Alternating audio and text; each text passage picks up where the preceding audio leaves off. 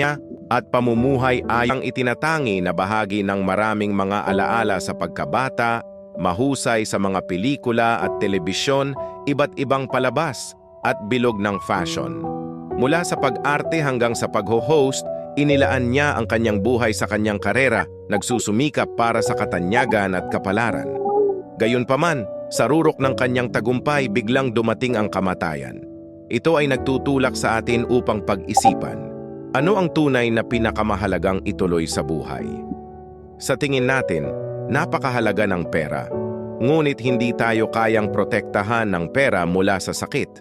Iniisip natin na ang katanyagan at pakinabang ay napakahalaga. Ngunit ang katanyagan at pakinabang ay hindi makakapigil sa kamatayan.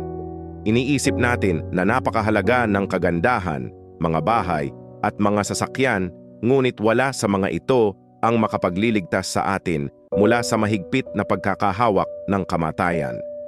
Ito ay dahil ang Diyos ang isa na may hawak ng kapangyarihan sa buhay at kamatayan. Sinabi ng Panginoong Hesus, sapagkat ano ang pakikinabangin ng tao kung makamtan niya ang buong sanglibutan at mawawalan siya ng kaniyang buhay? O ano ang ibibigay ng tao na katumbas sa kaniyang buhay? Sabi ng Diyos, ginugugol ng mga tao ang kanilang mga buhay sa paghahanap ng salapi at katanyagan. Mahigpit silang kumakapit sa mga dayaming ito. Iniisip na ang mga ito ang tanging paraan nila ng suporta na parabang kung mayroon sila nito ay maaari silang patuloy na mabuhay, na maaari silang malibre sa kamatayan. Subalit kapag malapit na silang mamatay, doon lamang nila natatanto kung gaano kalayo ang mga bagay na ito sa kanila. Kung gaano sila kahina sa harap ng kamatayan, kung gaano sila kadaling mabasag, kung gaano sila kalungkot at tila walang kakayahan at walang matatakbuhan.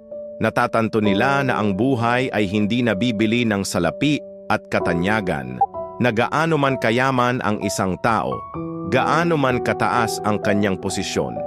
Lahat ng tao ay pantay-pantay na mahihirap at walang halaga sa harap ng kamatayan. Natatanto nila na hindi nabibili ng pera ang buhay, na hindi mabubura ng katanyagan ang kamatayan, na alinman sa pera o katanyagan ay di makapagpapahaba ng buhay ng isang tao ng kahit na isang minuto o kahit na isang segundo. Tinatrato ng lumikha ang lahat ng patas, binibigyan ng bawat isa ng panghabambuhay na mga pagkakataon na maranasan at makilala ang kanyang kataas-taasang kapangyarihan. Subalit tanging kapag papalapit na ang kamatayan, kapag nakaamba na sa isang tao ang kawit ni kamatayan, ay saka pa lamang makikita ng tao ang liwanag at kapag nagkagayon ay huling-huli na ang lahat. Binigyan ng Diyos ang bawat isa sa atin ng pagkakataong sambahin siya, makilala siya, at tumanggap ng buhay na walang hanggan.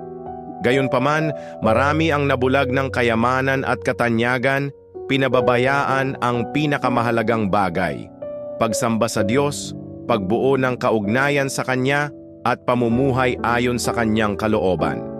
Isipin si Job, mayroon siyang malaking kayamanan at katayuan, ngunit hindi siya kumapit sa kanila. Sa kasaganaan man o kawalan, ang Diyos ang laging nauuna sa kanyang puso at ang may takot sa Diyos, at ang pag-iwas sa kasamaan ang laging nauuna, at ito mismo ang uri ng taong pinagpapala ng Diyos. Kaibigan, ano ang hinahabol mo ngayon? Sa panandaliang buhay na ito, handa ka bang sumamba sa Diyos, mamuhay ng makabuluhang buhay, at sa huli ay tanggapin ang buhay na walang hanggan na Kanyang ibinibigay? Kung handa kang maglaan ng oras sa pagsamba sa Diyos,